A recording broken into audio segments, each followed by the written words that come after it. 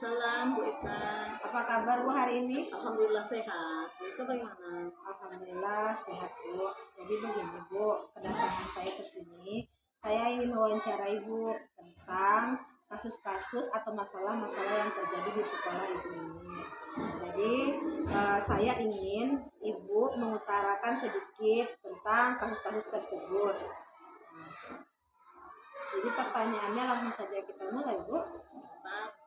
Bagaimana Ibu dapat mengidentifikasi kasus-kasus yang merupakan dilema etika atau bujukan moral yang ada di sekolah ini? Ini Bu, kasus yang terjadi di sekolah ini kadang adanya informasi dari salah seorang guru sebagai wali kelasnya. Dari wali kelas. Bagaimana Kak Ibu menjalankan pengambilan keputusan di sekolah Ibu, terutama untuk kasus-kasus tersebut? Salah satu kasusnya yang pernah kami selesaikan masalah anak yang hiperaktif di saat pembelajaran, dia mengganggu kepada temannya yang lain. Jadi yang pertama, guru ini menyampaikan kepada kita tentang permasalahan anak ini, dan berulang kali dia sebutkan belum juga selesai. Jadi dia mengadu atau dia menyampaikan kepada kita bagaimana langkah selanjutnya begitu.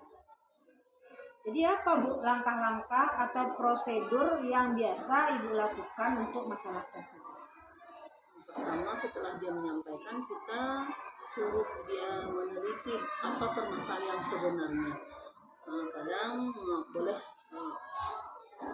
ditanyakan kepada anak atau tetangga yang bagaimana keseharian anak ini.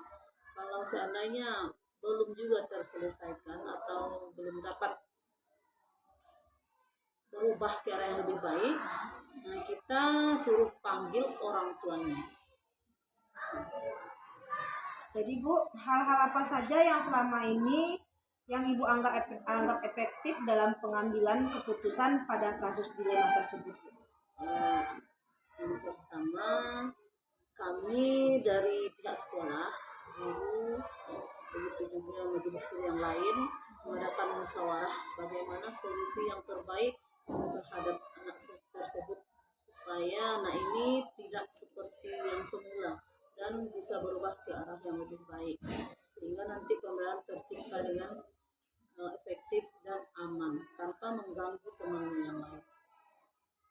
Kira-kira Bu, apakah ada tantangan dalam pengambilan keputusan tersebut? Ya, terkadang orang tuanya ini tidak mengakui perbuatan anaknya karena dia tidak bisa melihat sendiri bagaimana sikap anak ini di sekolah. Ya, dengan begitu kita memberikan pengertian terhadap orang tua siswa ini.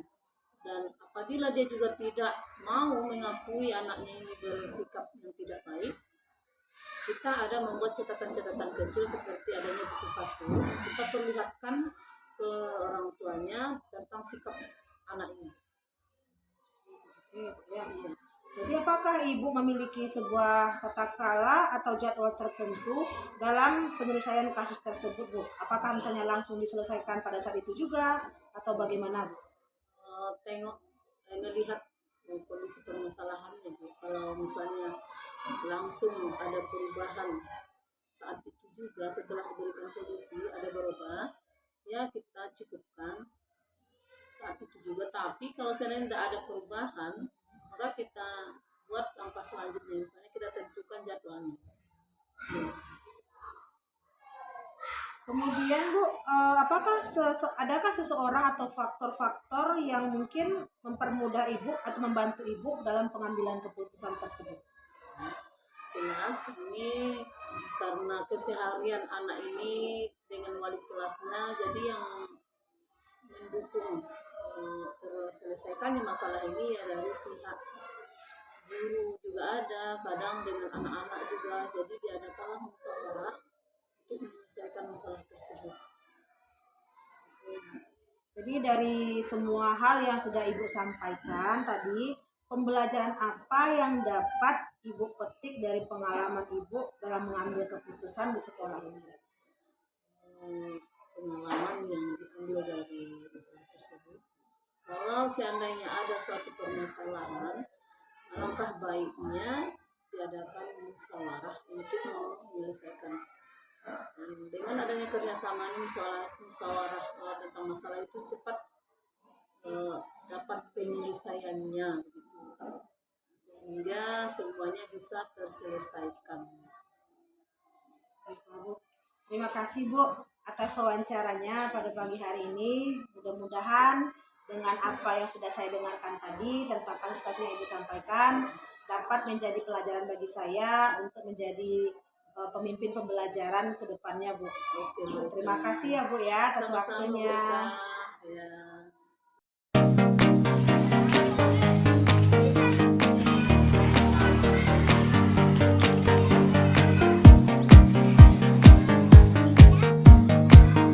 Assalamualaikum Pak. Waalaikumsalam.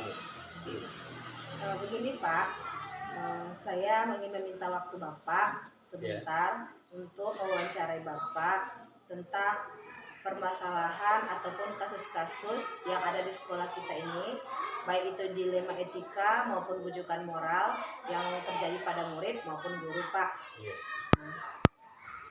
Boleh Pak langsung Silakan, saya silakan. wawancara Bapak. Bagaimana Pak Bapak mengidentifikasi kasus-kasus yang merupakan dilema etika ataupun rujukan moral yang ada di sekolah kita ini Pak? Mungkin Bu, kalau kita merujuk dari apa yang disampaikan tadi, kasus atau dilema yang kita hadapi di sekolah, yang pertama adalah kasus di mana ada anak yang tinggal kelas, misalnya ada 2 tahun tinggal di kelas, kemudian ada yang 3 tahun, itu salah satu daripada apa yang kita alami di sekolah kita. Jadi gitu ya Pak. Bagaimana Bapak menjalankan pengambilan keputusan di sekolah ini Pak? Yang pertama Bu, sesuai dengan aturan daripada pendidikan kita, yaitu tentang Undang-Undang Nomor 20 Tahun 2003, yaitu wajib belajar, maka tentu kita sebagai kepala sekolah harus memikirkan bagaimana supaya anak itu tidak tinggal. Artinya apa? Artinya anak itu harus kita naikkan, tetapi dengan syarat-syarat tertentu. Misalnya kita memanggil riset tersebut, apakah yang sebenarnya terjadi pada anak itu. Jadi itu yang pertama, kita panggil anak itu, kemudian nanti kita rembukan dengan beberapa guru bagaimana langkah-langkah yang sebaiknya kita laksanakan. Langkah-langkah atau prosedur seperti apa yang Bapak lakukan untuk pengambilan keputusan tersebut Pak? Nah, seperti yang kami sampaikan tadi Bu, yaitu yang pertama kita memanggil anak, kemudian kita teliti dan kita klasifikasikan bagaimana sebenarnya anak itu, apakah memang betul pembelajarannya kurang baik atau apakah ada faktor dari keluarga. Jadi yang pertama tentu kita harus melihat sebagaimana daripada anak tersebut. Kemudian tentu seperti yang kami sampaikan juga tadi, yaitu dengan memanggil beberapa guru, terutama wali kelasnya, apakah anak ini ada semacam permasalahan yang dihadapi sehingga dia tidak fokus di dalam belajar, karena hal ini dapat mengganggu daripada permasalahan itu. Jadi oleh sebab itu kita harus berbicarakan, bermusyawarah dengan guru-guru. Hal apa saja yang selama ini Bapak anggap efektif dalam pengambilan keputusan pada kasus tersebut Pak? Hal yang kami anggap efektif adalah dengan cara bermusyawarah, terutama kepada wali kelasnya, kemudian dengan masukan-masukan dari guru-guru yang lain, sehingga kita dapat mengambil keputusan yang tidak merugikan daripada siswa tersebut. Misalnya anak itu tidak naik kelas selama 2 tahun, apakah anak ini nanti kita naikkan ke kelas yang lebih tinggi? Ini tergantung kepada hasil musyawarah. Karena kalau misalnya kita mengambil keputusan sendiri, maka kami juga beranggapan bahwa itu tidak baik untuk kebersamaan dan kerjasama di sekolah ini. Jadi kami selalu mengutamakan daripada musyawarah untuk mengambil keputusan. Adakah Pak tantangan Pak dalam pengambilan keputusan tersebut Pak? Oh, itu ada tuh. Karena tantangan itu pasti ada, setiap permasalahan itu ada tantangan. Misalnya mungkin saja wali kelasnya merasa bahwa ini tidak bisa kita naikkan, tetapi karena ada pertimbangan-pertimbangan dari majelis guru yang lain, maka ini tetap kita pertimbangkan terlebih dahulu sehingga anak ini tidak merugi, artinya dia bisa dinaikkan. Karena sesuai yang kami sampaikan tadi, sesuai dengan Undang-Undang Nomor 20 Tahun 2003, bahwa anak itu wajib dia belajar, wajib dia untuk terus belajar sehingga dia tidak putus sekolah. Karena kita menganggap bahwa apalagi di sekolah kita termasuk sekolah yang kecil, kemudian masyarakatnya juga termasuk masyarakat yang masih relatif pendidikannya rendah, sehingga ini akan mempengaruhi daripada tingkat sekolah. Oleh sebab itu kita harus betul-betul bagaimana supaya mendorong wali kelas untuk menaikkan ini sehingga ke depan bisa menjadi peningkatan bagi guru-guru yang lain untuk lebih memotivasi anak-anaknya supaya lebih giat dalam belajar. Apakah ada jadwal tertentu Pak untuk menyelesaikan masalah tersebut atau diselesaikan langsung di tempat begitu Pak? Oh, kalau kami pikir kalau jadwal itu tidak perlu kita buat, bisa kita laksanakan secara tepat pada waktu yang misalnya ada waktu itu kita laksanakan di situ. Karena apa? Karena mengulur-ulur waktu di dalam masalah seperti ini sangat rumit sekali. Oleh sebab itu kita selesaikan secepatnya.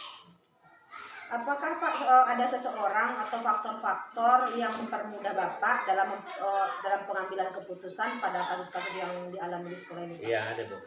Kalau di sekolah kita tentu seperti yang kami sampaikan, karena kita selalu mengutamakan kebersamaan, musyawarah pengambilan keputusan, tentu masukan-masukan yang diberikan oleh beberapa guru itu sangat baik sekali, dan mudah-mudahan alhamdulillah para guru sangat berpartisipasi di dalam segala hal di dalam menyangkut pengambilan keputusan sekolah kita. Dari semua hal yang sudah Bapak sampaikan tadi, kira-kira pembelajaran apa yang dapat Bapak petik dari pengalaman dalam pengambilan keputusan tersebut Pak? Pengalaman yang kita petik atau kita ambil dari hal tersebut, yaitu yang pertama tentu kita harus mengutamakan daripada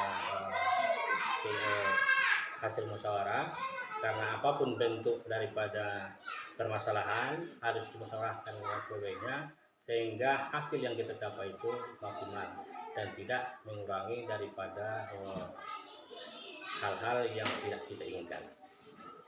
Terima kasih banyak Pak atas waktunya hari ini Pak. Mudah-mudahan setelah Bapak tadi menyampaikan bagaimana penyelesaian kasus-kasus yang ada di sekolah kita itu menjadikan ilmu tambahan atau pembelajaran tambahan buat saya sebagai calon guru penggerak, dan mudah-mudahan nanti untuk kedepannya saya bisa menjadi pemimpin pembelajar seperti Bapak ini.